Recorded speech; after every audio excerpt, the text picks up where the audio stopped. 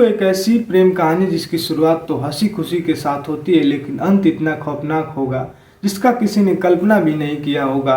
एक तरफ जयमाल स्टेज पे शादी तो दूसरी तरफ सरेआम कत्ल।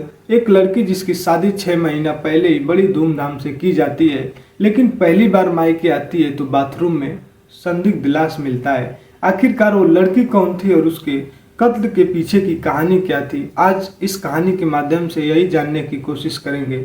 नमस्कार, मैं आकाश राजभर और आप देखना शुरू कर चुके हैं डीआर न्यूज 9।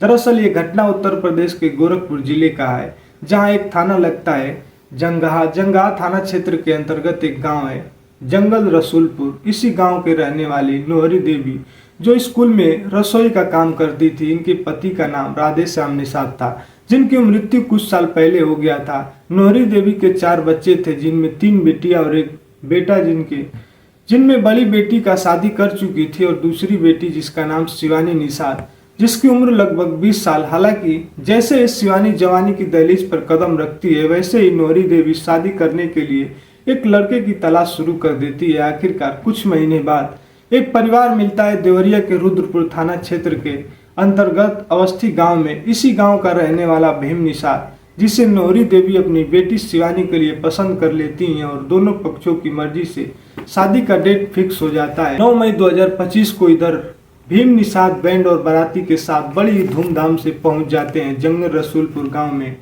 रीति रिवाज के साथ शादी हो जाती है। जब शिवानी अपने ससुराल जाती है तो बड़े ही अच्छे से अपने परिवार का देखभाल कर रही थी। धीरे धीरे शादी को 6 महीना बीत जाता है। ठीक 6 महीने बाद शिवानी की चचेरी बहन का शादी लग जाता है, जिसका नाम नमिता। दरअसल नमिता की शादी 23 नवंबर को रखी जाती है।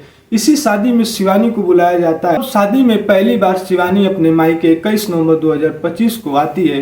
अपनी चचेरी बहन नमिता की शादी में इधर 23 नवंबर 2025 को नमिता का बारात आता है। शादी का कार्यक्रम शुरू हो जाता है। करीब रात्रि को 10 बजे जयमाला हो रहा था। उसके बाद शिवानी कहीं दिखाई नहीं दे रही थी।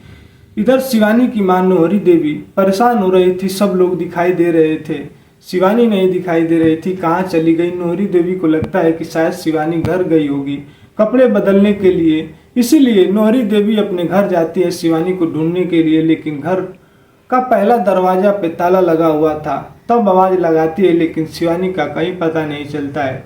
तब घर के आसपास ढूंढने लगती है। दरअसल घर के जस्ट बगल में बागीचा था और उसी बागीचे में एक बाथरूम था। जब नोहरी देवी शिवानी को ढूंढते हुए बाथरूम की तरफ जाती हैं तो बाथरूम का दरवाजा खुला हुआ था और जिससे शिवानी का हाथ दिखाई दे रहा था।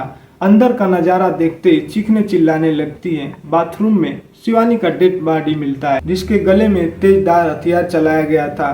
चूंकि घटना स्थल से मात्र 200 मीटर शादी समारोह चल रहा था। जब ये खबर सबको मालूम चलता है तो कि किसी लड़की की हत्या कर दिया गया है। लड़की जिस लड़की की शादी है उसकी चचेरी बहन है, चाहे रिश्तेदार हो या बाराती, सब लोग खड़बड़ा जाते हैं। किसी को अब ये नहीं समझ में आ रहा था कि आखिरकार शादी कैसे संपन्न किया जाए। सबसे पहले शिवानी की मौत की खबर उसके ससुराल वालों को दिया जाता है। साथ ही साथ पुलिस को भी सूचना दिया जाता है। जब सुबह होते ही पुलिस मौके पर पहुंचती है तो इधर शिवानी की मौत से शादी स्थगित कर दिया गया था, लेकिन जैसे तैसे शादी की फॉर्मेलिटी को पूरा किया जाता है। जब पुलिस शिवानी की डेड बॉडी को कब्जे में लेकर जांच पड़ताल करती है तो गले पे तेजधार हथियारों से बचने के लिए हाथापाई की है। हालांकि इस घटना की जानकारी जब गांव के आसपास पड़ोस में लगता है तो शादी की सारी खुशी गम में बदल जाती है। किसी को कुछ समझ में नहीं आ रहा था कि अचानक ये क्या हो गया। पुलिस डेड बॉडी को पोस्टमार्टम के लिए भेज देती है और जब घटना स्थल पे मुआयना करती है तो वहां से कोई सबूत नहीं मिलता है। हालांकि शिवानी की मां से जब इस घटना के बारे में पूछा जाता है तो नोहरी देवी कहती है, अब करीब रात को 10 बजे के आसपास जयमाला संपन्न हो गया था। मेरी बेटी वहीं थी, लेकिन उसके बाद वो कहाँ गई? चारों तरफ ढूंढना, सबसे पूछा, लेकिन किसी को उसके बारे में कुछ जानकारी नहीं थी। मेरे को लगा कि शिवानी अपने घर गई है कपड़े चेंज करने। जब मैं घर गई तो घर पे ताला लगा था। जब उसको ढूंढते हुए बाथरूम की तरफ गई तो उसका वहां लाश पड़ा मिला। अभी 2 दिन पहले ही मेरी बेटी अपने ससुराल से आई थी। इसकी हत्या किसने की और क्यों की, मुझे कुछ समझ में नहीं आ रहा है। इधर शिवानी की हत्या के बाद पुलिस पे दबाव बढ़ रहा था कि जल्द से जल्द कातिल को गिरफ्तार किया जाए, बल्कि गिरफ्तार ही नहीं, उसे कड़ी से कड़ी सजा दी जाए। तब पुलिस की कड़ी निगरानी में जांच पड़ताल शुरू किया जाता है और स्क्वाड टीम को बुलाया जाता है। फौजी कुत्ता भी साथ आता है। घटना स्थल पे छोड़ दिया जाता है। फौजी कुत्ता घटना स्थल से करीब 500 मीटर जाके एक घर के पास रुक जा रहा था। पुलिस उसको दोबारा घटना स्थल पे छोड़ती है, फिर भी वो कुत्ता वहीं जाके रुकता था। पुलिस को अब इतना अंदाजा लग चुका था कि कहीं न कहीं शिवानी की हत्या कोई इसके करीबी ने किया है या गांव वाले ने ही किया है। तब इस जांच को आगे बढ़ाते हुए जो शादी में शादी में जो वीडियो कैमरा से शूट किया जा रहा था उसका वीडियो चेक किया जाता है तो शिवानी की मां का कहना साबित होता है। जयमाल के बाद शिवानी गायब थी, लेकिन पुलिस को कुछ पुख्ता सबूत नहीं मिल पाता। तब पुलिस रुख करती है शिवानी की मोबाइल कॉल डिटेल की तरफ, जिसमें सबसे आखिरी नंबर से एक अनजान नंबर से बात हुआ था। हालांकि जब पुलिस उस नंबर का डिटेल निकालती है तो पता चलता है कि वो नंबर किसी विनय निषाद के नाम से सिम रजिस्टर है, जिसकी उम्र लगभग 23 साल, जो शिवानी के पड़ोस के रहने वाला है, जिसके घर से मात्र 500 मीटर दूर विनय का घर है। पुलिस फिर से शादी का वीडियो रिकॉर्डिंग चेक करती है तो जयमाला के समय विनय भी दिखाई दे रहा था, लेकिन 10 बजे के बाद दोनों गायब थे, जिसकी वजह से पुलिस को अंदाजा लग चुका था कि शायद इस हत्या में विनय का हाथ है।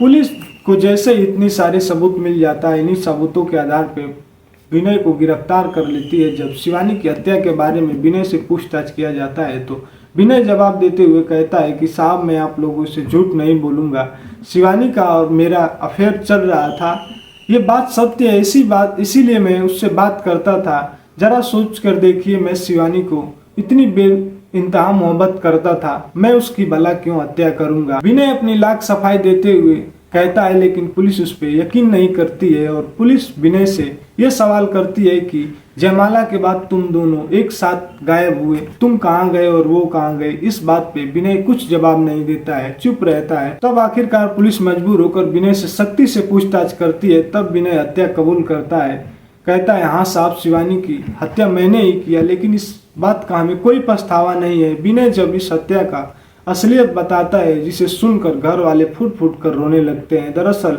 इस कहानी की शुरुआत होती है घटना से 3 साल पहले। शिवानी जैसे ही जवानी की दहलीज पर कदम रखती है, वैसे ही विनय से अफेयर शुरू हो जाता है। जब भी समय मिलता था दोनों एक दूसरे से मुलाकात करते थे, लेकिन जैसे जैसे समय गुजरता है शिवानी विनय से बेइंतहा मोहब्बत करने लगती है। आखिरकार शादी का फैसला कर लेती, जबकि इस प्रेम कहानी की खबर दोनों के किसी घर वालों को नहीं पता था। इससे पहले दोनों शादी के लिए कोई कदम उठाए, इधर शिवानी की मां शिवानी की शादी लगा देती है देवरिया के भीम निषाद के साथ 9 मई 2025। शादी तो हो जाती है, लेकिन